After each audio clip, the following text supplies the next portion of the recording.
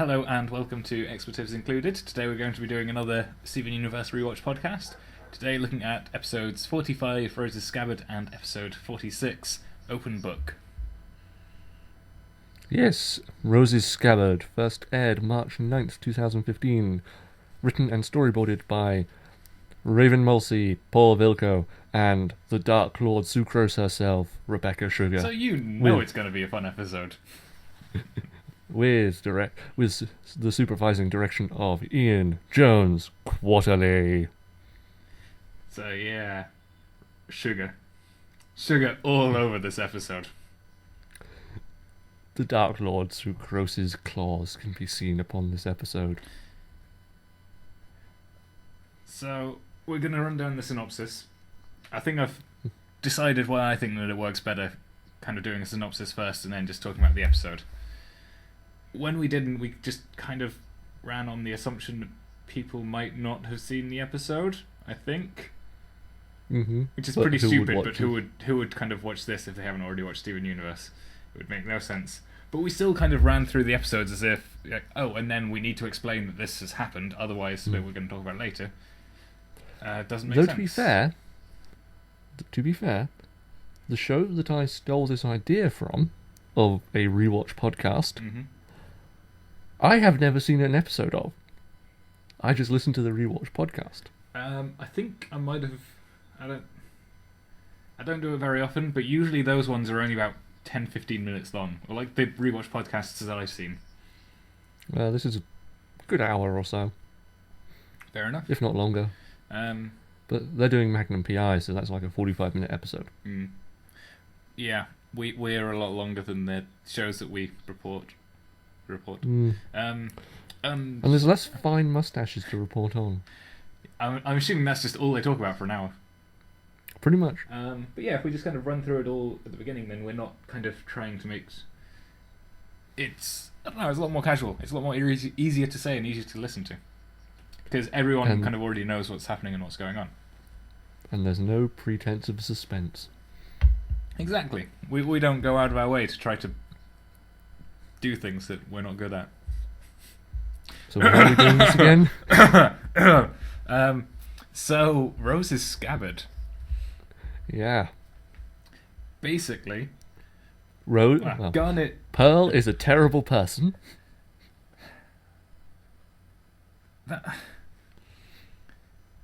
Okay, so we start off there at the strawberry fields again, because they kind of want to pick up all of the weapons. Which, it's fair enough. It's fair enough. It's been on their to-do list for a while. 5,000 years. Which is why... Well, we'll get into it. So all of the gems are there, including Stephen, including Lion. Stephen picks out a weapon for himself, but some of them are quite massive, so he's told to find one more his size. He goes searching with Lion, and they find one of Rose's artifacts, Rose's Scabbard, as the title would suggest. I'd like to note, because it's not deserving of a whole discussion, Garnet picks up an axe, which is pretty awesome. It's pretty awesome. It's pretty massive. It's quite unwieldy. I think only Sycorax... Is it Sycorax? The 3-gem fusion? Oh, you mean Sugilite? Sugilite. No, Sugilite was Garnet and Amethyst. Mm-hmm. Was Sycorax not Garnet, Amethyst, and Pearl? Well, that's technically a 4-gem fusion. That's... You know what I mean. Alexanderite. Alexanderite. Only Alexanderite could wield. I think actually Sugilite could wield it, and Garnet looks like she could do a pretty good job. She could swing it around, but I'm not sure if you... It's about the size of 3 Garnets stacked end to end. I think it's... Anyway. They find Rose's Scabbard, and... Well, Lion finds it, which is an important point, I think. I'm sure we'll discuss Lion towards the end. Because he's so mysterious. And then, kind of when they get home, they're all talking about the Scabbard, and they kind of determine that Lion must have something to do with Rose, seeing as he found the Scabbard, and he's pink. Yep. It's quite obvious when you think about it. It's not kind of what we were saying from day one. Exactly. Lion has something to do with Rose, but we have no idea what. That's pretty much what we've been saying since day one. Because he's pink. And he's magical. Stephen does kind of show them all of the things that he can do with Lion, just like storing things, and then Rose kind of freaks out because Pearl kind of freaks out because because Dan's an idiot. But so she would freak out at that a lot. I don't know. Aren't I just like a stupid human? Is it not expected? Yeah. I don't think it's worth a freak out. She has no regard for your existence. Oh look, it's a dirty peasant. Because she felt that she was always Rose's confidant, and Rose would always told her everything, so she would know if there was a lion involved. She runs away. Stephen gives chase with Lion. They talk. Things happen. Emotions run high. People cried. Anne cried. I think I remember you asking me after the first time I watched it if I cried, and I said no. And then I watched it again today, and I did. And I believe the first time round I called you a filthy liar. You might have done. It's the kind of thing I'd say. And I do tend to cry. Mm. But no, the second time I did. First time I didn't. Who knows? Maybe I'm just in an emotional state. Ha ha ha. The DMS. DMS? The Dan version of PMS. Yeah, but M would still stand for menstrual, wouldn't it? True. Which makes no sense. Well, unless you're intersex. I'm fairly sure I'm not. I have none of the characteristics. Never did get that blood work back. No, but I'm sure that we would... Anyway. No, because there are like several kind of not warning signs. There are several different traits which kind of pop up again and again in intersex people that, that I don't portray. One of them was severely messed up teeth, if I remember correctly. And my teeth are awesome. Yeah, also high estrogen levels, which could explain why you're so such varied emotions. But it doesn't explain my scrawny body and my lack of breasts. Actually, no, it would explain them. Well, no, I don't have breasts, at all. Surely, estrogen supplements kind of support that growth. Only if you're taking testosterone blockers.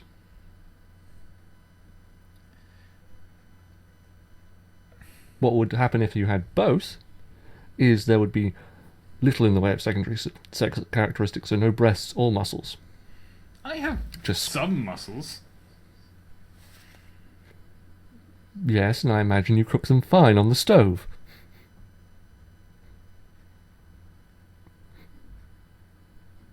What? I'm making a shellfish joke. You are bad at jokes. I'm bad at being in sunshine. It's pouring in right now, and it's diminishing my powers. I see. That explains all. I thought you were in Wales. And yet you claim there is sunshine. Yes. Not much. There's heavy cloud cover, but there is sunshine. Still too much for you. Okay. Yeah, I'm not like one of those Buffy vampires where I can just put a jacket over my head and run through sunshine. I think I remember seeing that once, and he was still smoking. Yes, Spike did that all the time. Anyway, so yeah. He just sort of runs into the sea with a jacket over his head. Essentially, this episode is about Pearl freaking out, Stephen going to comfort her, and just kind of working with her through her insanity, her mental breakdown. PTSD. post-traumatic stresses. Yes. That. Also, she kind of almost lets Stephen die. We can get to that, because I know, you brought it up. There's one or two things that I wanted to say, but... Well, let's go from the top. From the top, yeah. They're collecting weapons. I think that, well, because Pearl is talking to Steve, and they're just saying that these weapons are dangerous left here, and she's also trying to give background story on like the war of 5,000 years ago, and I'm just thinking this all took place 5,000 years ago. These weapons have been here for 5,000 years. Surely if Homeworld does attack, and they're like the only people who are going to be able to come here, pick up the weapons that they'd actually be frightened of that could make it all dangerous, and start attacking them, they're going to have more, bigger, better weapons, more suited to them and their style, that they've brought from Homeworld. I think the only excuse that Garnet maybe isn't kind of admitting is she wants some more cool weapons. And she's using the pretense of safety to get everyone else along. Yeah, they're just gathering weapons for themselves. I don't think they go... I just think they don't want to say to Stephen, we're about to go to war, so armour up. Well, no, because A... Well, come on, they're gems. They have their own gem weapons. B... Yes, Amethyst collects lots of weapons, but she just says she needs a new pile. And I believe that she's just going to dump them in her room and never look at them again. Pearl gets nothing. Well, she gets the scabbard. Which she gives to Stephen. And which Stephen probably says he will bonk people on the head with. Yeah. Because what else is he going to do? He doesn't have the sword to go with it. And then, yeah. Let's be fair. Stephen does not have a particularly effective offensive weapon. He does not. Because he's a support class. So he could do with the weapon. Probably after many years of training. Yeah, he did try to learn sword fighting a while ago. That went badly. That was a... Yeah. That was an episode. That was an episode. We also get more holograms in this episode as well. We do. Which, again, it's... Yeah. But, my point about the weapons, the Strawberry Field bit of the episode, Pearl gets... This is the first bit of the episode we get sort of Pearl getting very overly enthusiastic about Rose and the battle and how killing people was fun. She doesn't actually say that killing people was fun. But she's sort of a bit obsessive and a bit weird and creepy.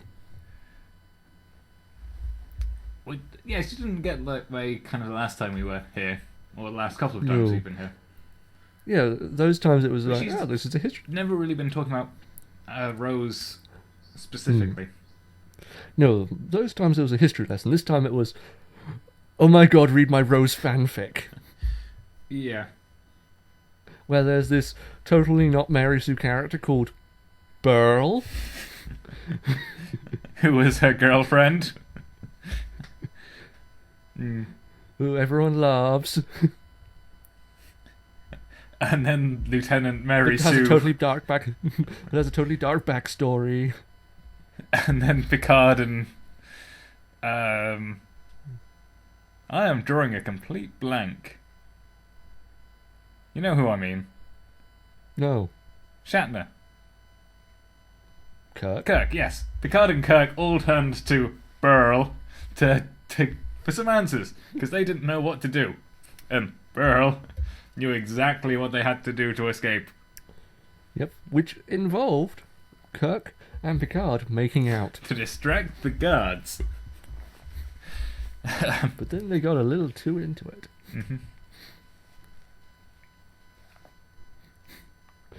So yeah, Pearl is a bit crazy about Rose again. I don't think that here she's being like really crazy. She's just enthusiastic. She's just kind of going through this some stuff. She's just getting enthusiastic about something that she really, really enjoyed. I don't know. Not sure how to... Yes, the deaths of thousands of gems. Pearl as loves Garnet points out. Yeah, it's like Amethyst... Amethyst is all... It's like, oh man, I wish I could have been here to see it. It's like, no. Millions died. This is not a fun time. This is a place of horror. And... Yeah, but... So... Once they've gotten home, they mention the sword, and Pearl asks if Stephen can keep a secret. Oh, well, first doesn't... She kind of says some stuff, just like, about how, like, the sword and the scabbard, no two things could fit so perfectly together. And then there's some creepy hand motions. There's creepy hand motions, and she blushes. Yeah. Which is important to note for future episode stuff. Especially in light of recent episodes. I have not seen these recent episodes. Peridot makes some lewd gestures. Oh man, this is a kid's show. Now let's talk about the Gem Holocaust again. Back to the sensitive things for children. So, Pearl suggests that they go to one of Rose's secret bases. Where the sword is, which Stephen can get because he's got Rose's gem. Yeah. I think it's important to sort of point out, it's always referred to by Pearl in this episode, and I think most episodes, as Rose's gem. Well, it is Rose's gem. It's the Rose Quartz gem. Yes, but everyone else refers to it as Stephen's gem. Because Stephen is a gem too. I've never really picked up on that. Just an important thing about it, I think, relates to what happens in a later part of this episode. There are a lot of things that happen in this episode. When she goes all crazy and stuff. With the hologram. I don't know, when we get to that you can explain it better.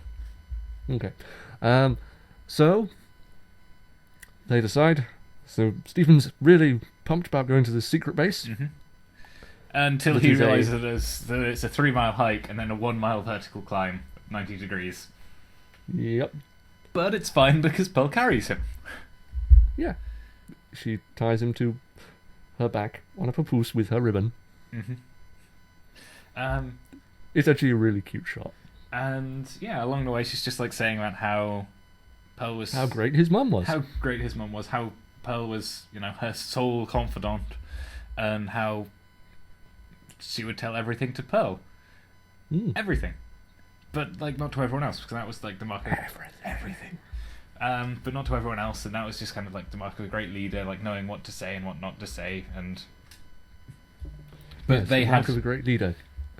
Keeping secrets from everyone. Secrets and lies. Secrets and lies. But, just to keep them safe. To keep... Well, they were, like, part of a rebellion, and, you can't just kind of go around saying everything. But... Secrets and lies. She is gushing about Rose, yeah. And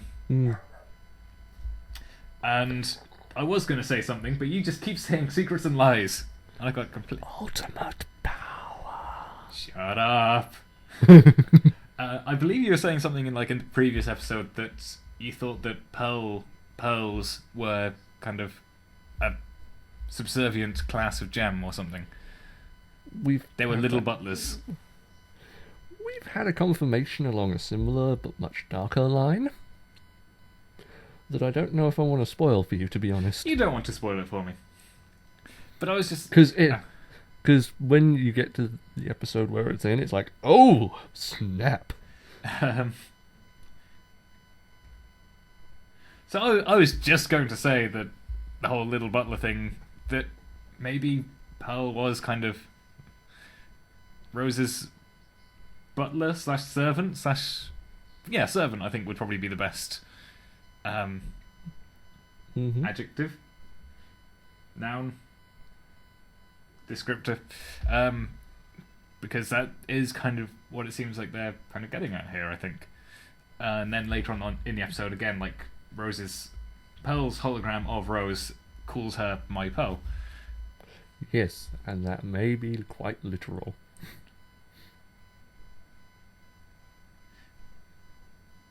I don't know what you're getting at there. Secrets and lies. Secrets and lies. What? Wow, thanks, Keir. That's really cleared that up. That's the point. I want you to get to where I am in the series and be able to go, oh my god. Because if I tell you what Pearl is right now, it'll ruin it. You will be a dirty, dirty secret surprise spoiler. It's probably one of the best spoilers of the series thus far. Stop talking about future episodes, man. I put that higher than revealing that Garnet is made out of tiny lesbians. They've been hinting at that, but that's kind of obvious, I think. I know, but, well, just how lesbian they are, isn't? Okay. This is a kid's show, Keir. Anyway, we were talking about Stephen's dead mom. As long as they don't kiss on the mouth, it's fine. Stephen's dead mother. Yes, so basically they climb up, and turns out we've been to Rose's secret base before. It's the place Lion took them to. Yes, it's the weapon vault, where they kind of fought the Legend of Zelda bad guy that shot fire and ice at them. And electricity. Don't forget the electricity. I forgot the electricity, because the Zelda ones always just do fire and ice. Because then you kind of hit the fire at the ice face, and it's, it makes sense. Which is weird, because Legend of Zelda really likes to work things in threes. Oh yeah, and then it's like, well, actually, I was going to say just like Oracle of Ages and Oracle of Seasons, where the main bad guy was Twin Rover. The two games with the two bad guys and all that, but then I realised that they did actually want to have a third game, but it would have been too complex to kind of have the data in so that you could kind of continue a game from one to the second to the third. Yeah. What was the third one going to be called again? Do you remember? I don't remember what it was going to be called, but I just know because we've got like the Triforce and we've got the three sages, Din, Nairu, and Ferror. Ferror and the three goddesses. Yeah, those are the three goddesses, Din, Nairu, and Ferror. But they were also the oracles in this game. Yeah, but aren't there 7 sages? Did I say sages? Yeah, you said sages and goddesses. I've been playing Link Between Worlds and not sages, and they just don't stop saying 7 sages. Every time it's like you save a sage, it's like, remember to save all 7 sages. I've saved 6 now, and it's like, oh, really? I need to save the 7 sages? Because really, just if we look at all of the other sages who are gathered in this room, like all 6 of you, I've just been dossing around. I haven't been doing anything of the sort of collecting sages. I haven't been saving anyone. Is that what I'm supposed to be doing? Really? Oh, I thought I was supposed to be chasing chickens. Also a very important part of Zelda. A very important part. But yes, Ferror was kind of relegated to Oracle of Secrets, and she just kind of lived in the Deku Tree, and you just told her secrets and she gave you things. But she was supposed to be like the Oracle of the third game. Oh, okay, that's cool. I wish that had been produced now. Yeah, it would have been really awesome. But yeah, it just wasn't feasible with Game Boy Color cartridges. Curse you, technological limitations. I think they were, even with just the 2, I think they were pushing it. Oh yeah, because they brought them out just on the edge of the GBA coming out. And I think there's a difference in the way the GBA cartridges worked, where you couldn't actually do the dual one either. Oh. They just had a greater storage capacity. Well, I'm not sure on the technical side. I just know the anecdotes. Anyway, so we're in the Vault of Secrets and Monsters. And Stephen is like, I know this place. Boop! It's like, Lion brought me here. Don't worry, Pearl. You're obsolete. No one needs... You don't know how harsh a thing that is to say to Pearl. No, I don't. I know that she's kind of freaking out. And then it's like, no, you don't need to show me how to do anything. Look, I'll do it myself. Boop. And it's like, Spiky lady. It's like, what is it? The heretic's anguish. It's like, axes. Axes of the ages. The names make no sense. A 3-pack of laser light cannons. Oh, the Cortazine trio. It's like, Bill, you're just making this shit up now, aren't you? I like the idea of the armor of the fallen. Yeah, and there's fan theories about that are very interesting. I imagine it would be. I imagine like the idea behind all of these items is quite interesting. The idea behind the armor of the fallen is their armor from Rose's previous human lovers.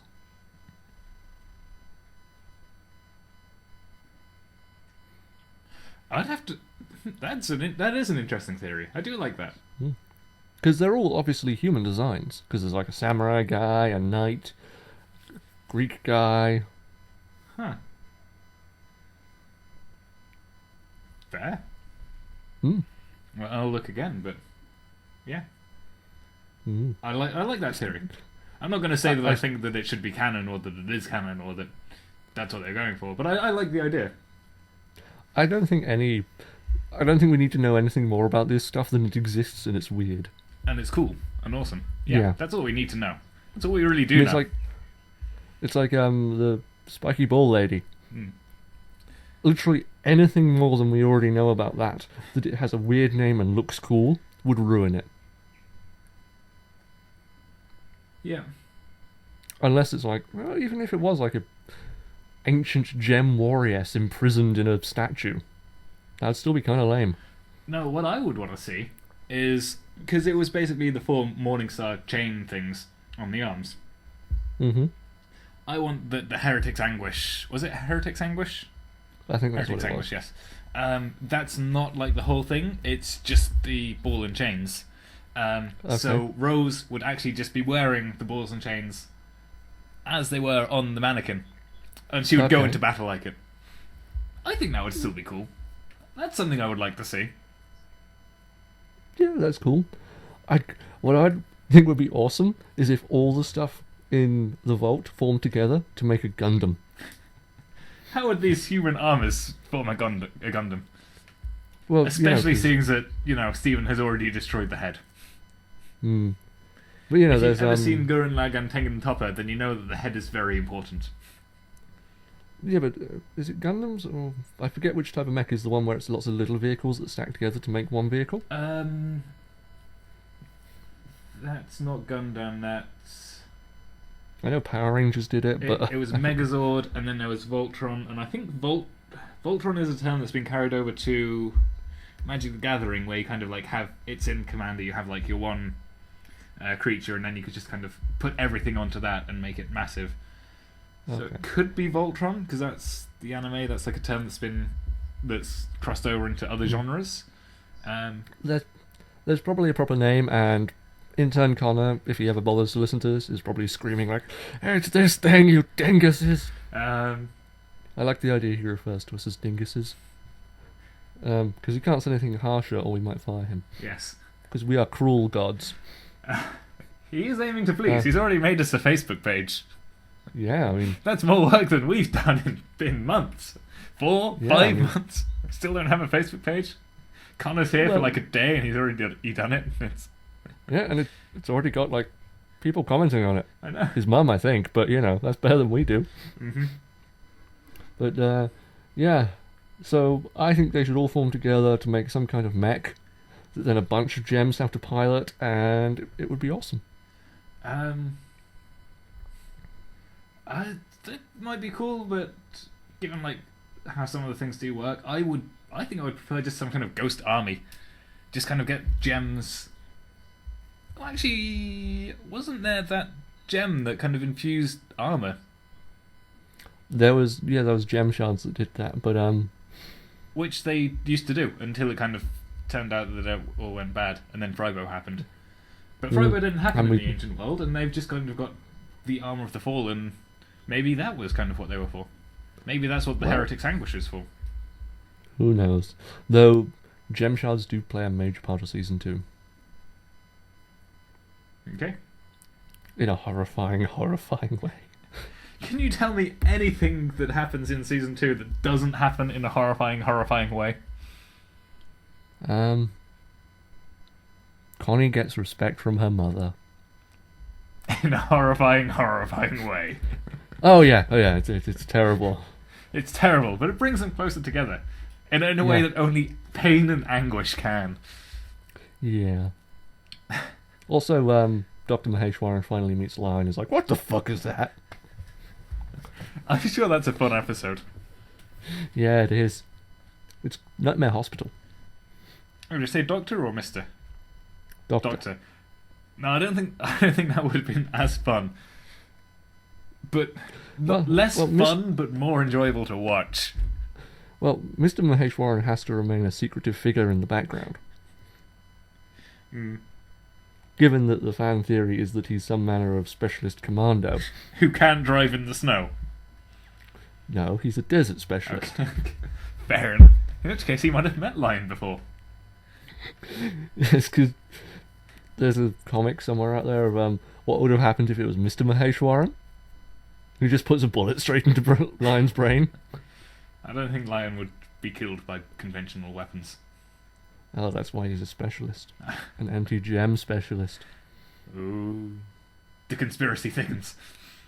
Yeah, it's one of the stupider fan theories. Yeah, but it's ridiculous. It's pretty much the only thing that happens with Mr. Maheshwaran other than porn involving Dr. Maheshwaran. I'm kind of relieved you said Dr. Maheshwaran. Sometimes it involves Greg too. You can still go worse. We won't. We'll move swiftly on. Mayor Dewey. What did I just say here? We'll move swiftly on. Basically, yes. Stephen brings up all of the awesome things in the vault, and it's like, just get the damn sword, Stephen. I want to get the hell out of here. I don't like it here anymore. Lion has tainted it. I think it's more Stephen has tainted it. And then Pearl is like, no, we're here for the sword. Boop. This is what it looks like.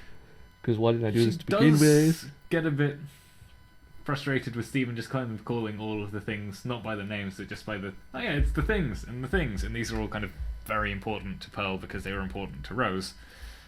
When if Pearl was a stable person, she would have gone, oh, this is the thing, this is X, Y, and Z to your mother.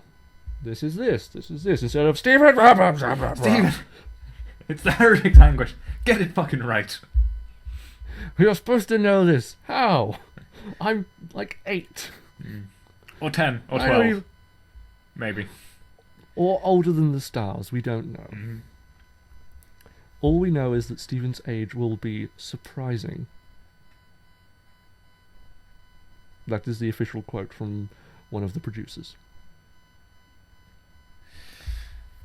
Damn them! Yeah, he also really likes to troll the fandom. I think that's just like what they're paid to do. At this point, yeah. Because we're on another goddamn hiatus. What? If you can't... Just why do they do bombs if they can't keep up with them? Apparently, Cartoon Network is dicking all the major... is dicking around with all the studios at the moment. So, there's like, we're looking for the sword. Pearl brings up a hologram. And Stephen's like, oh, that sword. Why didn't you say so, Pearl? That's back at the house. Yeah. And then it just cuts to them back home. Yeah. Yeah, we don't see the 1 mile vertical track orienteering down the mountain and the 3 mile hike, which probably would have been quite awkward. I choose to believe that Stephen summoned Lion. No, I don't think that would have happened. He can summon him. Sometimes. But it's only when I he's think in danger. It's not when he's like, we should go home. I think he would, because Lion would like to show off Pearl.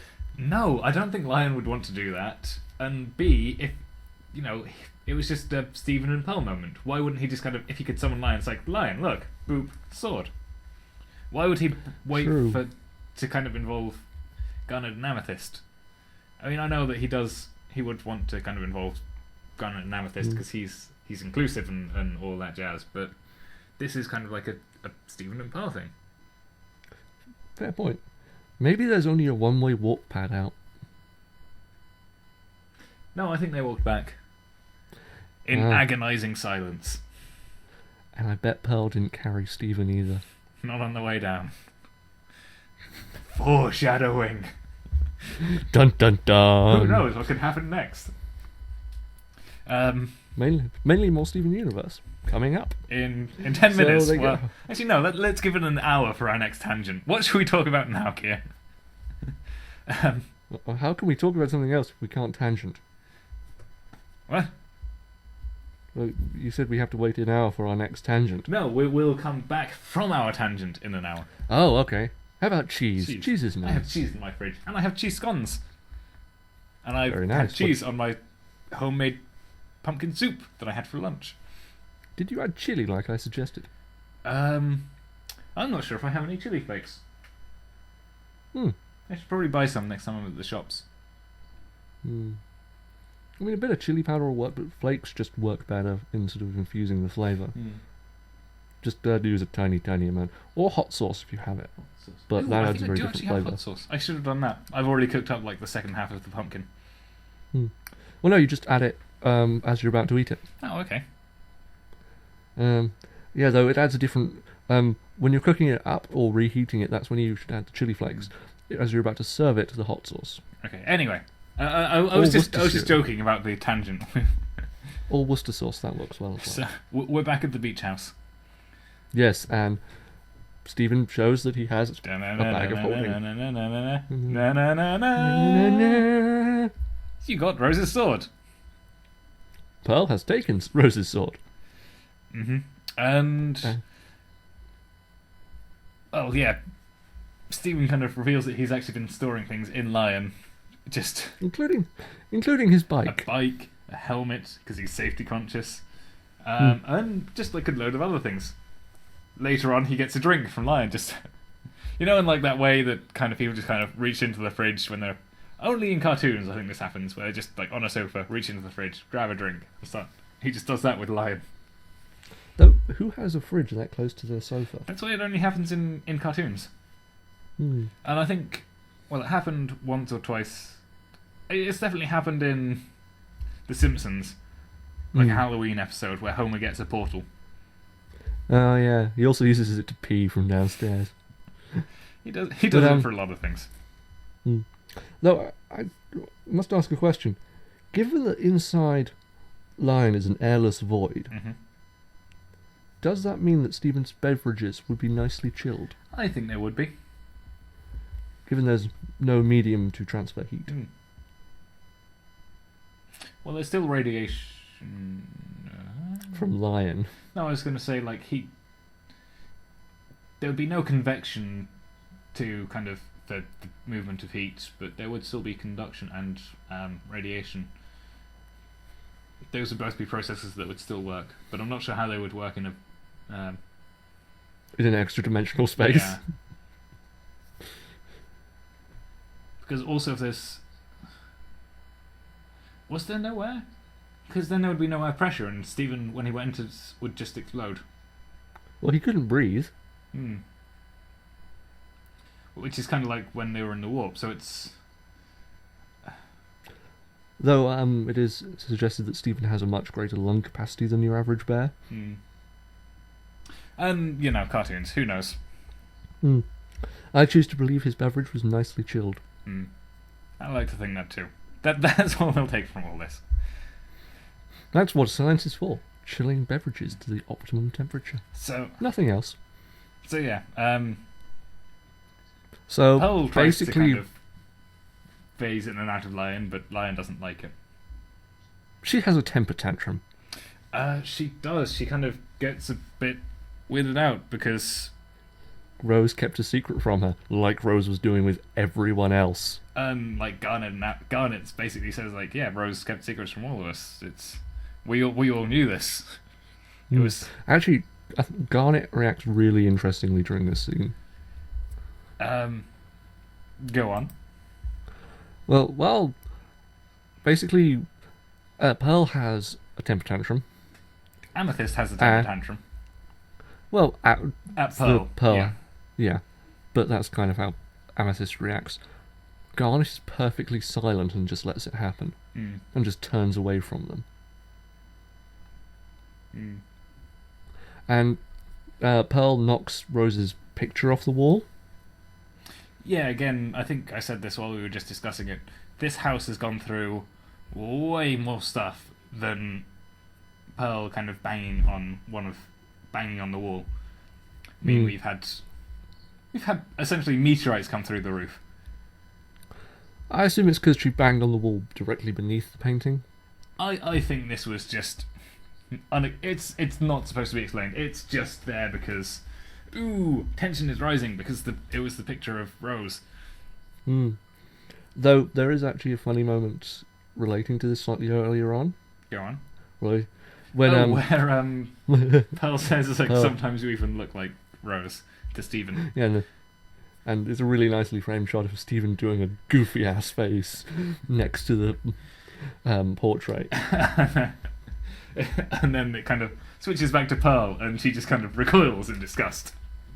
It's like, I forgot there's Greg in you too. Pretty much.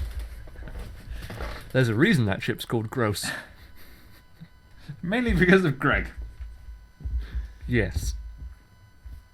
So, Pearl has a tantrum and runs off to the strawberry fields. Because reveling in a place of death and misery, that's where you want to go. Well, it's a place that's full of memories of Rose. Good memories of Rose. She could. Yes, killing people with Rose is a good memory. No, it's where kind of they were closest. It's where lots of things happen. It's where kind of Pearl says that she's going to stay with Rose for the next 6,000 years. For RickandMorty.com, 1,000 years. But, I think it would have been more logical, other than for sort of the narrative convenience of staying in one location, for her to go to, like, Rose's Shrine. Place literally dedicated to Rose. But isn't it still overrun by deadly plants that would try to kill her? No, they fixed it. I think they only they fixed the fountain. And fixed. Did that fix the plants as well? Yeah, because it made them bloom. Okay. Fair enough. But anyway, so they go to the battlefield. Pearl is pissing like, go away, Stephen, I want to be alone. And first off, because Garnet catches the picture, and again, she's kind of very silent, and then Stephen's asking, is she going to be okay? I mean, that's a bad question because it presumes she's okay. No, I mean, was once okay. Where is she? Do you know where she'll be going? And she just kind of says good luck or something. Yeah, that's after he's left. Because Garnet cannot respond. I mean, maybe she's overwhelmed by the number of possible futures if Stephen goes wrong. It did seem like she was trying to use future vision. I think she did see what was going to happen and, the most likely outcome. And if it was dangerous, then she would have stopped him. So I think that we can kind of assume that Stephen was never in any fatal danger. Oh, no. I still blame Pearl. You still blame Pearl, but I think that, it's safe to assume that he wasn't in mortal peril. I think it's safe to assume that Pearl wasn't going to take a swing at him. I think Garnet saw what was happening. It doesn't excuse anything that happens later on, but I think that if it was going to be, like, mortal danger, then Garnet wouldn't have let him chase after her. Fair enough. But I think it was also more the idea that, can Stephen fix this? And she was unsure of that for once. she didn't believe in Stephen. So she checked Future Vision. Exactly. I guess he'll do okay. I mean, it is Pearl, after all. Not even Rose could fix Pearl. So they chase through this weird floating battlefield landscape. Well, actually, and also while they're still at the house, Stephen asks Lion if he knows where Pearl would have gone. Lion says yes. We assume. Then the way it's framed, it does, well, we don't see them kind of going around everywhere. We just see them turn up where Pearl is. So, yes, Lion did know. Interesting. Or he followed her scent through the warp. Is that possible?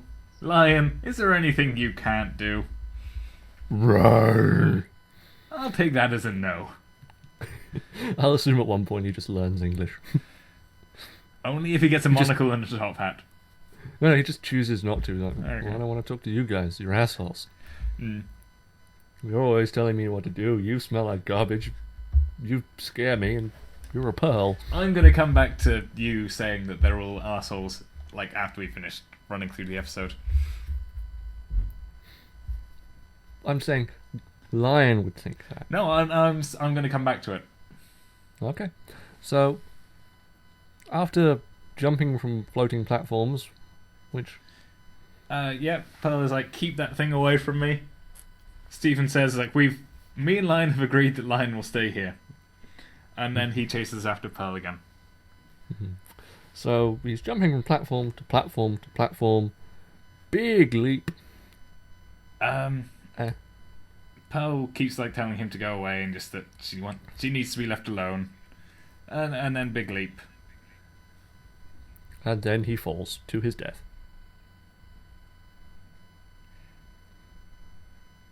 But he catches himself on a vine at the last moment. Then there's the telling bit. As he's hanging there, close to falling to his doom, Pearl looks over the side and walks away. And yeah, at this point she's just so emotionally broken that I wouldn't even trust her to carry herself up the side of like this place, let alone someone else. I'm not saying she tried to kill Stephen. No, what? As has been argued by some people. But in this moment, I think she failed. To kill Stephen? What? To do the right thing. Yes, she did fail to do the right thing. Anyway, so Stephen manages through brute Stephenness to climb up and hugs Pearl. Well, first off, they talk a little bit. Oh yeah, this is where we get the Hollow Rose, isn't it? This is where we get Hollow Rose. And, there's here's the thing relating to my earlier point about the gems. Mm-hmm. Pearl says, sometimes you even sound like her. Do you remember this place? Do you have any of her memories? We were right here over 5,000 years ago. And I think that's the main point about how Pearl sees Stephen. Again, go on. She sees him as a kind of defective Rose, but wants him to be her Rose, in a way.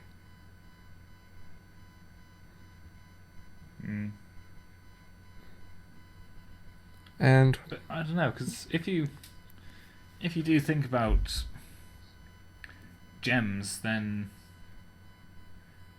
it's like who they are, what they are. Like, they are the gem, and Rose's gem still exists. It's right there. It's in Stephen, but Rose no longer exists. But we don't really know that. Well, none we of know the she gave gems up know her. that. Pearl doesn't know that. Yeah. And this kind of concept isn't entirely new to gem culture. Alright, say again? And this kind of... The idea of a child, in this sense, is entirely new to gem culture, as far as we're aware. I mean, according to the recent short, How Gems Are Made, the kindergarten is the standard way of doing it. Mm-hmm. That was a very cute cartoon, by the way. And, well, everyone misses Rose. Except for Stephen.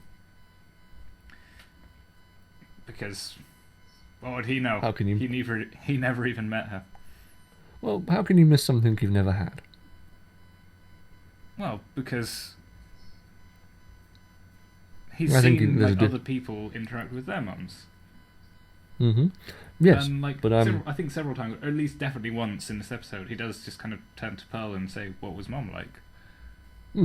Yes, my point is he doesn't miss her; he wants her. Different emotion. Yeah. You know, to miss something, there's an element of nostalgia. So, basically, we have an emotional, tender moment at the end. I don't know. Was there something else that I wanted to say about this? Just, yeah, lots of things to say. Also, actually, I have one final thing to say. The episode ends with Pearl and Stephen riding away on Lion's back. Pearl's holding the battle flag that was inside Lion, and there's sort of a moment where Pearl is telling a story to Stephen about the flag and all kinds of stuff. And it seems like she's sort of enthusiastically telling a history lesson opposed to gushing about Rose. At least that's my take on it. But as they're riding away, on Lion, Pearl's got this flag in her arms. She has a look on her face that really shows the emotional depth this show has. Because at most shows, after this, Pearl would be fine. But you can see from the way her face, the expression of her face, she's not fine, but she's a little better. I just think she looked exhausted.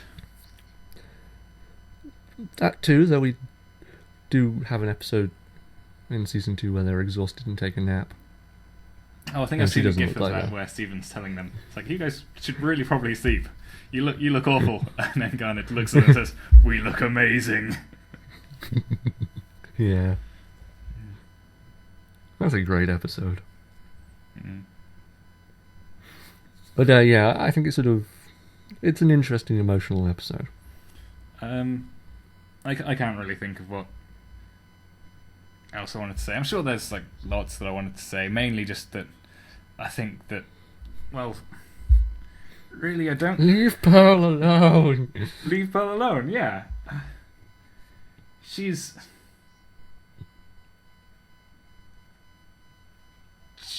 essentially broken in this episode. We watch her just kind of break under stress, post-traumatic stress, all this stuff, and just kind of... And then like the fandom just seems to be attacking her vehemently for not being able to act while she is emotionally crippled. And it's Tumblr, the show. These are the people who will like say, it's like, oh, I don't have like the emotional strength to kind of get out of bed today, or it's like, oh, I can't do all of these things, and you can't go on and kind of just talk to people with a mental illness as if they had a physical illness. You wouldn't go up to someone with a broken leg and just tell them to walk it off. And all of this nonsense, and then they're just kind of being like this to someone who is, and yes, I know it's a cartoon, none of these things are real, blah blah blah. And it's just someone who is, well, this, I guess, not only are they questioning if the last 5,000 years of their life have been filled with lies, or like secrets, and because her world has kind of come crashing down with all of these revelations about Lion and about Rose and everything, and she's incredibly messed up, and now she's not going to dive off cliffs to save someone, and it probably is inexcusable, and she really should have done it, and she did the wrong thing. She says that, it's like, what can you, I wonder if Rose can, like, still see me through your eyes, and she's like, what would you think of me now? What would she think of me now? She knows that she's been an awful, awful person, and what Stephen does is right. I'm not sure he understands or whatever, but he knows. I don't know. Maybe he just doesn't know anything, but he just knows what she needs, and that is just like someone, and that's why he hugs her. And it's all very kind of emotional, and I just don't like how everyone kind of points to this episode about how Pearl is just like the worst gem and awful, and I don't know. I mean, let's be fair. The worst gem is clearly Jasper. I haven't met Jasper. She just wants to kill all the humans. Fair enough. And then I said I was going to come back to this part where you said Lion thinks all of the gems are awful. I think for like season 1A at least, and quite a bit of season 1B, I think pretty much. I'm just trying to think, but I think it's essentially up to like the first time we visit the kindergarten with Amethyst, or maybe a bit earlier, maybe a bit later. The gems are kind of have been put on pedestals, because we are kind of like seeing it through Stephen's eyes, and he does always look up to them, and they're just these paragons of virtue, and they're perfect, and they're just never doing anything wrong. Perfect, blah blah blah. They're put on pedestals, and now kind of as we're coming up to the end of season 1, season 1B, coming up to the next season, coming up to like the finale, we're taking them down. We're kind of showing a side to them that's not these paragons, not these perfect people. They are just I don't know. They are just gems. They are just human. No one's perfect. They're being taken down. They're being humanized. Is the wrong phrase, of course, because humans. They're gems, but they're humanoid. Well, it's a failing of the English language not to account for human-like people. Well, what's the old saying? First you must kill your parents, then you must kill your teachers, then you must kill your heroes, then you have reached enlightenment. I believe the Buddha said that. And I think it's important to note also that it was probably metaphorical. Yes. Nietzsche took it literally, though. And he didn't find enlightenment. No, he found crazy. But the point is that as one grows up, you realise that those you have idolised are not perfect. But Stephen doesn't think any less of them realising this. Yes, and that's why he's a good person. That's why we believe in Stephen. And I just kind of, I'm not sure if I missed this part or whatever, or just I was too busy crying and filled with tears. In the transcript here is just I've just kind of got this one bit up. It's just after Pearl says, "Sometimes I wonder if she can see me through your eyes. Sighs, what would she think of me now?" And then that's when Stephen hugs her and just says that, "Well, I think you're pretty great." And then Pearl starts crying. Now to change tones completely, there's an incredibly creepy Pearl face in this episode. Actually, there's another thing. I don't think it's not in the transcript.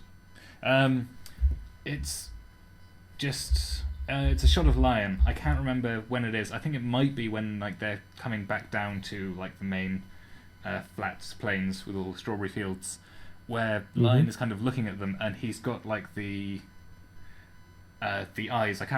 There's like a specific kind of way, but they're basically just white, they're glowing, and his mane is kind of glowing. It's all kind of magical looking. Mm-hmm. I'm sure that that's in reference to something. Or maybe I think it's in reference to something, but it might just, to me, be kind of reminiscent of Avatar Last Airbender, like where Aang enters the Avatar state, and he kind of, the wind blows around him, and it's kind of his costume kind of goes, and his eyes are kind of pure white, and that's kind of like what Lion looks like. Just after, kind of Pearl just says, like shortly after Pearl just says, "Can she see me through your eyes?" Which did make me think of your previous comment that you thought that, because it's like said that Rose gave up her physical form, you think that maybe that physical form became Lion. Potentially. I still disagree with that because of the fact that the videotape, the flag, and kind of the whole kind of thing like that was found inside Lion. Mm-hmm. So I don't think that Rose's physical form is now Lion. But to be honest, I'm not sure. Specifically was that Lion houses Rose's physical form. Okay. That's an important difference. It is an important difference, because that would kind of make more sense with kind of the thing, just kind of that that image that we see here. I'm still not sure how I feel about it, about your theory, but other than that theory that you have, I'm not sure what to make of this image of Lion that we've got at the end of this episode. But I'm sure they'll explain it soon enough. Maybe in a year or so. Yeah, you know, it's not like we've got 3 or 4 seasons of the show. That have been confirmed. I think they've renewed for the 3rd. But, you know, it's not like it's going to get cancelled suddenly at the last minute. It's not like they're on Fox. Too soon, man. Too soon. It's over a decade ago, man. I still feel the pain. We are talking about Firefly, right? Because there have been a lot of cancellations. Yeah, I'm talking about Firefly. Yeah. Just to be sure. Yeah. Let's move on to the next episode. Was there... Also, she is kind of just looks awful, but I do like just how they just spend time, just Stephen and Pearl, just talking about Rose, I'm assuming, and then... I like... That works well because it's silent, I think. It does. Dialogue would have ruined that. Yeah.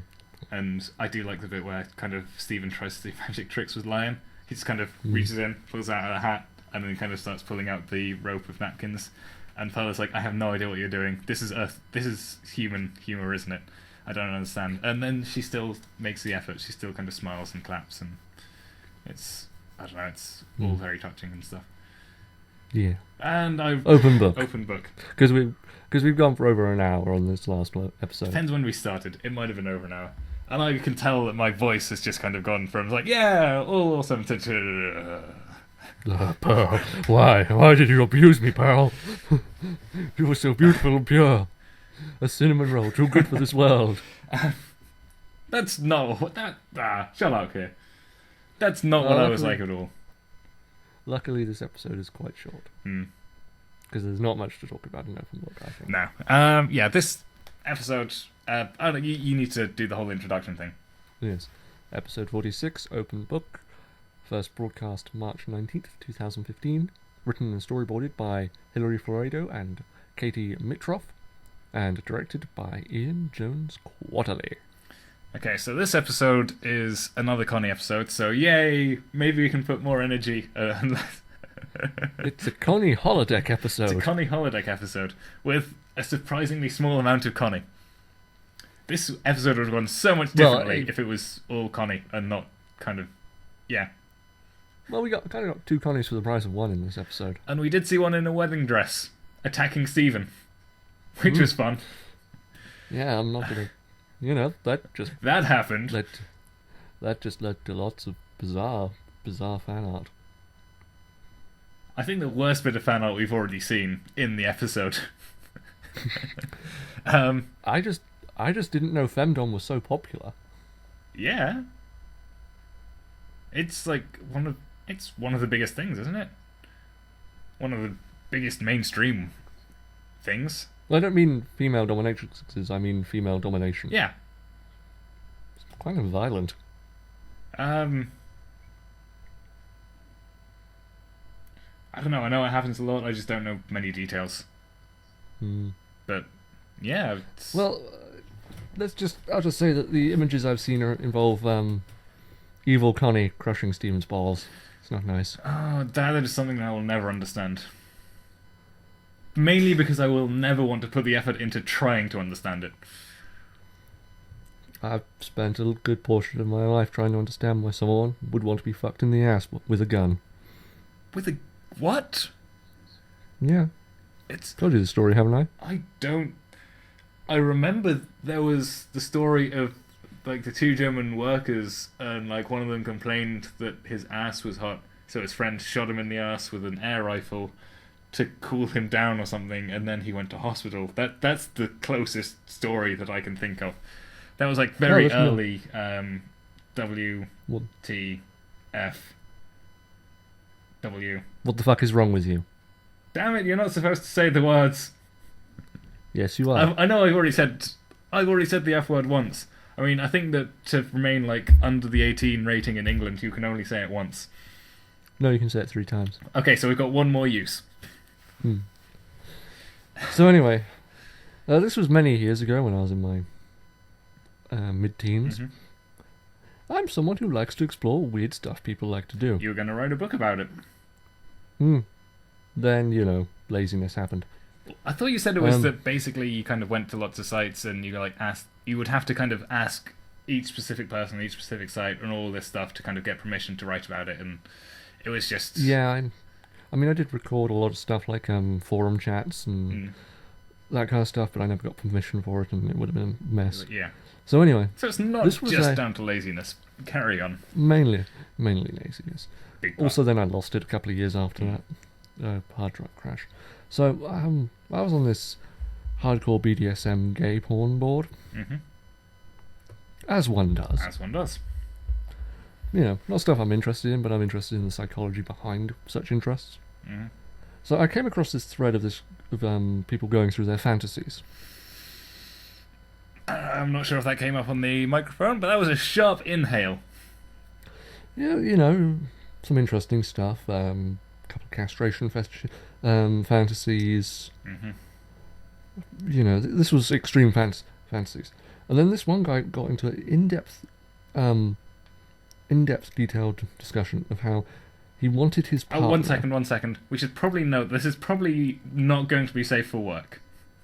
Well, we're talking about hardcore gay fetish porn. Should we actually... should we not, I think? No, I've started the story, I have to finish it. You don't have to finish it. We can just go back to Steven Universe. I must finish the story. Oh, okay. So he just... I'm not going to be graphic about it. I'm not sure I want to hear this. He describes in detail how he wants his partner. He described a large, muscular, blonde-haired Aryan. To fuck him in the ass. Okay, we're now up to 3. You can't say it again. With a loaded pistol. Oh yeah, of course, we were talking about guns. He did describe the type of gun it was he wanted, but I don't know much about guns, and this was 10 years ago. And how he wanted to have his prostate stimulated with the muzzle of this loaded gun. Safety off. While he jerked off the other guy. But unloaded, right? No, loaded. Loaded and safety off. Loaded, safety off, rounds in the chamber. Other gentleman's hand on the trigger. He was very specific about that. I didn't have to know that, Keir. No one listening had to know that, Keir. No one listens to these things anyway. I think like 3 or 4 people listen to this. None of them needed to know. Well, if you do listen to this episode and get to this point, please tell me what you think about this story. Tell us how you did not need to hear this story. Yeah, fair enough. Complain vehemently. Share it to all your friends about how disgusting it is. Yes, we need the views. Uh, Our self-esteem is directly connected to the view count. no.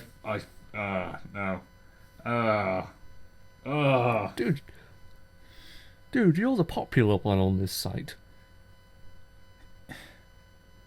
Yeah, but still. We don't need to resort to this, Keir. You were complaining about length, now you just kind of spent 5 to 10 minutes just explaining all of this. This guy was also complaining about length too. Come on. Jesus. You walked right into that one. Just because you can doesn't mean you should. Mm-hmm. So synopsis of Open Book. They get to the end of the novel series that they're both reading. The Stephen Spirit does, Morph Saga, which is the kind of Steven Universe version of his Dark Materials. Yeah, Northern Lights X Harry Potter X YA fiction in general.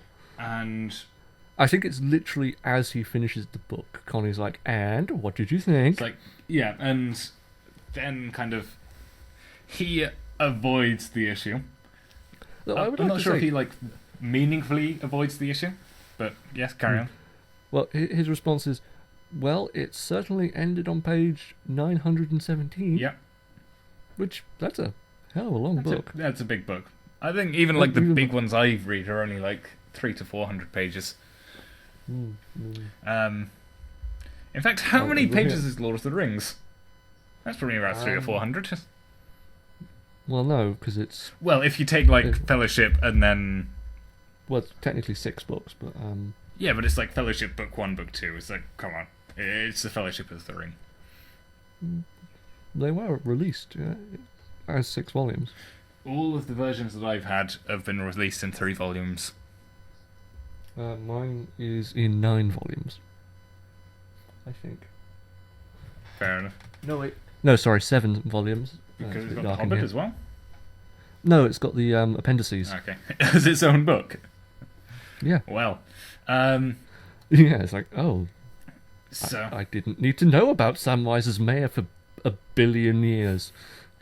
And Connie then kind of goes on to explain about how it was a travesty. It was, of all of the worst possible things, the ending ruined it. Much like how I got with Steins Gate and the OVA. The series ended and it was amazing, and then they did the extra episode, which is where are they now? And it's just, you have ruined everything forever. This happens... Was there 5 minutes just about a cake? There wasn't 5 minutes just about a cake. That would have been better. Well, in this, there's 50 minutes about a wedding cake. No, it would have been... If it was just 30 minutes, or 20 to 30 minutes, if the entire episode was just about a cake, it would have been better. Mm-hmm. If you watch Steins Gate, never watch the OVA. Apparently there's a film that happens that was good, and it's kind of a bit of a palate cleanser, but just don't watch the OVA. I haven't seen the film yet. Don't watch the OVA. Don't do it. Just eat a cake. Cake. Those are your choices. If you're faced with the Steins Gate OVA, choose cake or choose death. Don't choose the OVA. Death is kinder. Mm-hmm. So... Basically, Connie goes on a large rant about how it's awful. Oh, we're getting too in-depth. We just need to stick to the synopsis. She goes on depth that it's awful, and then Stephen's like, "Oh, I have this magical room that can create anything. We should go into there and redo the ending the way you want it to." And then Rose's room happens. Kind of like how the previous Rose's room ended. A bit creepy, not very good. And then all of the traumatic trauma is... resolved. Yeah. They're friends, and everything is happy. And then there's also Tiny Whale. Tiny Whale does make a reappearance. Because he's the best thing in this show. Is there anything that I've missed out, or is that a very short synopsis? Well, you didn't go through what happens. I covered most of the bases. Let's see. Basically, they go into the room, and they sort of begin planning their things, and Connie seems to have lost her free will. Yeah. Then it turns out that she's not the real Connie. She's a mildly more sentient than normal cloud creation. I don't know. I'd say she's probably on the same... Actually, no. I was going to say maybe on the same level as previous Greg. No, she showed a lot more than Greg. Yeah, but also, that is already after Rose's room has been put under a lot of stress. So, yeah. Also, we get Connie in a wedding dress. We do. Which was fun. Yeah. We get Connie... yeah, we'll get to it. I would have preferred Stephen in the wedding dress. I think it would have pulled it off better, but, you know. I still haven't seen Song to Sadie. Yeah. This is an action episode. There's not much to really say. It's sort of basically getting Stephen to be honest with Connie, the fact that he actually liked the ending, and that he's fandom shit. Fandom trash, I mean. What do you mean he's fandom trash?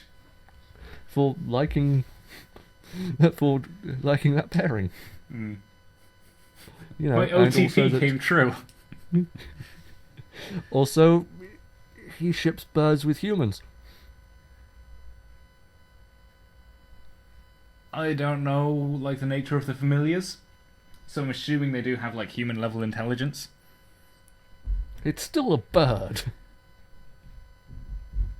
This is Tumblr, the cartoon show. If you love someone, then it doesn't matter whether they're black, white, trans, pan, whatever, bird, crocodile. If you love them, then you love them. So you're saying Stephen is Falconkin? Stephen, he has the heart of a falcon. He is... what is it? Is he soul of a falcon, reincarnation of a falcon? I can't remember. There's... Is it all of them? Are there many things? I have no idea. Okay. So... But he does dress up as a falcon. Yeah. Okay, so...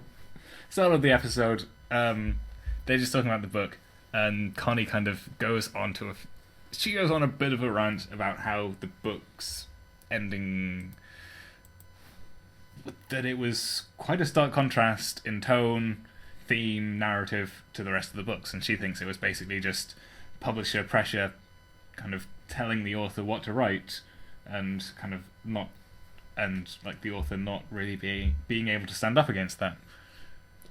This is a bit of the episode I related to best. I was going to say, like, definitely in this episode, you are Connie and I am Stephen. No. Come on, there have been plenty of things that I've refused to tell you that I like because you will judge me harshly. Yes, but Stephen actually read something you never do. I haven't been banned from TV for 1,000 years. So I don't... Well, you are now, buckaroo. Also... Stephen doesn't go to school. Neither do you. I go to work. Stephen works as a gem warrior. I'm basically out of action from the hours of 6 till 6. And then I do YouTube stuff. And I have to take care of a house. Stephen does nothing, apart from maybe once a week, for an hour, go out on gem business. He also goes into town and gets fry bits. That probably takes a while. Have you seen how big Beach City is? It won't take too long. Yeah, but he lives, quite a way away from the rest of the town. Not really? I don't think. That far away. He lives on the other side of a hill. I think it's just like a sand dune. I honestly don't think he would be that big if he had to walk that far and that uphill. He's a growing lad. Exactly. He's also growing. Lots of calories. Well, he's still the shortest character in the show. Only just. He will overtake Sadie soon. Not thus far. Well, he does when he wears high heels. What was I saying? I was saying that Steve. You were saying that I don't read. I don't have much time for reading. I do read, and I have read like several books recently. A whole several, hey? Yeah. It just takes me a long while to read. I'm still going to make fun of you because of it. Yeah, I know people who don't read at all. And they should be shunned. Rotten fruit and vegetables should be thrown at them as they walk down the street. So, we're talking about Steven Universe. Welcome back. Mm-hmm. And not my massive book hard-on. No. Not your bibliophilia. Bibliophilia. Books. So yeah, basically... Books. Oh my god, books. Connie laments that, it's a shame that she invested so much time and money into a book series with such an awful ending. Even, like, the money for the hardcover copies with the maps. And... It's the maps they always sucker you on. Say again? It's the maps they always sucker you on. Yeah, I wouldn't mind paying extra for maps. I do think they should always be included. But that's just because I've kind of read so many books that already have the maps included that it would just feel weird not to. Well, I know you can get special editions of most fantasy series where they've got very nicely done maps. Most Pratchett books, Wizard of Earthsea, Lord of the Rings, obviously. Where's my Earthsea book? I think Didn't you borrow that from me? I did, but then that's kind of like when I actually wasn't reading, and so I just gave it back to you, and then I kind of bought a new one recently at a charity shop. Mm-hmm. So you have your copy and I have my own copy. Yeah. I don't think any of the Harry Potter books I've ever had have had maps in them. No, I've never seen any Harry Potter maps, but that's just because it's England, I guess. Well, they could do a map of Hogwarts and Hogsmeade. They've done like special edition maps of the Marauders map, I believe. Yeah, you can. I did think about buying one for Ben for Christmas. He would have liked that. Moving swiftly on. But it was very expensive. So yeah, Stephen is like, I wish I could give you a new ending to the book because it's obviously upsetting you that this ending that I love has traumatized you so thoroughly. It must be nice having the biggest trauma in your life being a book ending, but sure, I want to do this for you. Because you're having such a hard time. Did I tell you about Pearl last week? Connie's like 8. Yeah. And Stephen's age will surprise you. Yeah, I mean, sure, by that age, many, many horrifying things had happened. But, maybe. Who knows? But basically, the important thing is it's what Stephen wants. So when he uses the word want, he gets it. Oh, yeah, because blah, blah, blah. I wish I could give you a new ending. The Rose Quartz gem, which... Stephen's gem, the Rose Quartz gem, glows and Rose's room opens. And he's like, I have an idea that cannot possibly go wrong. Because he's never seen any episodes of Next Generation. I was going to say because he's never seen any episodes of Steven Universe. Well, how can you watch your own show from within the show? The show is coming from within inside the house. That's the joke. That said, they do actually parody that at some point. Yes, in the nap episode. Wait, what? Yeah. I'm not sure what you're trying to say that they're parodying, but they do a thing where they turn the show Steven Universe into a show from the 1950s. Okay. Fair enough. So yes, they go into the room. They find out that, whenever Stephen says, I want X, like, I want a tiny whale to give me some fin, poof, high five. Woo! Rose's voice as a whale. Yes. It says in the transcript, it's like, whale appears, gives him a fin 5. Oh my god. In the transcript it actually says fin 5. That is amazing. Yeah. I love it. Nerds write this. And makes a tiny "ooh" sound. I still think that the best whale sounds were done by Carl Sagan in Cosmos. Connie is amazed. Connie is astounded before you say anything more about Carl Sagan. And Stephen says, I want like this, I want this, and poof, he gets it. When Connie says, I want X, nothing happens, because it only reacts to Stephen's gem. Or to Stephen. Or just to someone with a gem. Possibly. We haven't seen the other gems in here yet. I think that it's... Well, I don't know, actually. Yeah. I kind of imagine Amethyst would break in there. I'm not sure. I don't think she would. I don't know. I just don't think that people would kind of rummage through Rose's room. There's not much to rummage through. It's mainly clouds. Well, that's partly it, but also it's Rose's room. You don't fuck with Rose's room. You don't fuck with anything that was Rose's. Unless it's Lion. Damn Lion. I almost said the F word. Or Pearl. Yes. I don't know. So Connie says, the Infinity Fair from Book 4, with everything from everywhere. Stephen, kind of remembering what happens last time when he just made a town, thinks that infinity might be a bad idea. And it's like, we should probably not overload the room. So Connie's like, how about half of the Infinity Fair? But then she does maths and realises that half of infinity is infinity. Because infinity. Infinity is an illogical concept. It is. But sometimes in maths it just kind of happens. That's because maths is... That's because you can't divide by zero, is mainly. And because maths has got to a point of ridiculosity.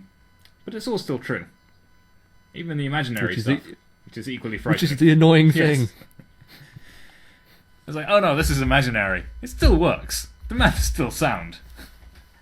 Damn you, maths. I'm glad I never had to do imaginary numbers. I mean, irrational numbers were hard enough. I mean, technically all numbers are imaginary.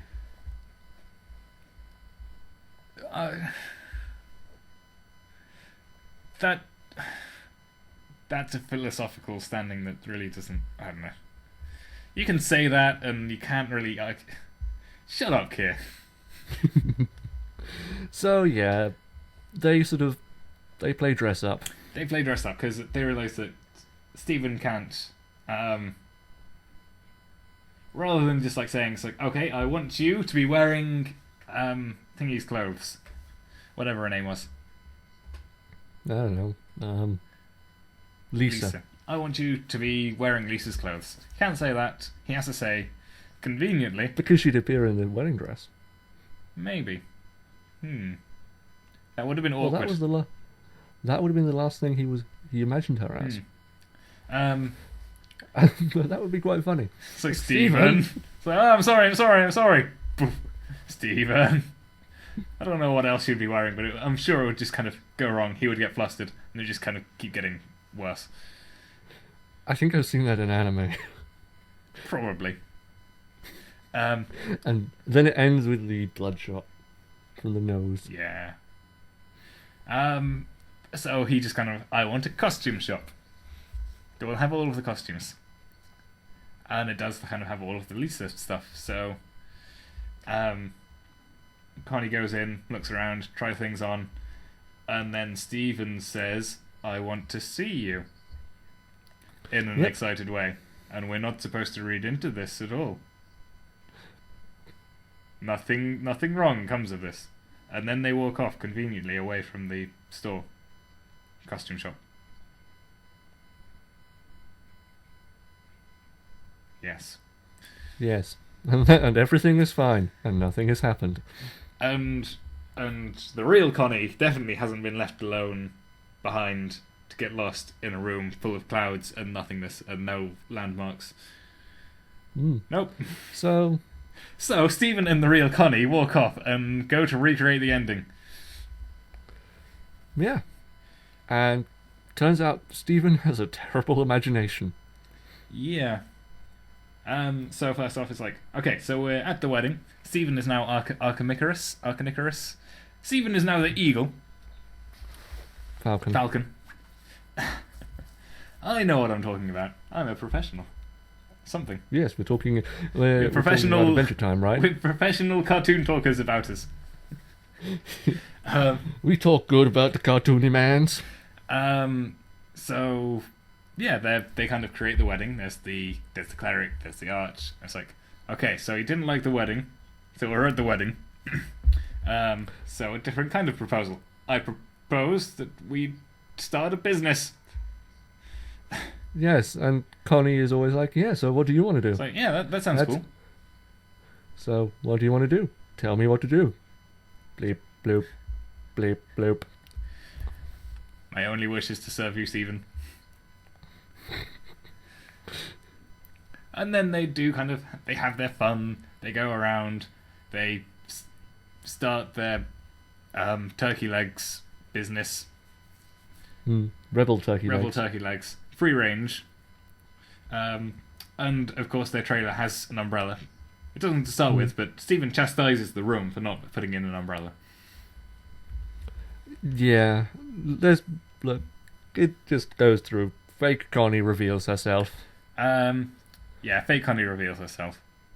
Well, Stephen works it out 10 minutes after everyone else. Yeah. And he then does the worst thing one can do in this scenario. I don't want you to do what I tell you. Or something. Yeah. He's like... Yeah. Or like... I don't know, what does he say exactly? I don't want you to just do what I want. Yeah. This breaks the room. And, then it's sort of...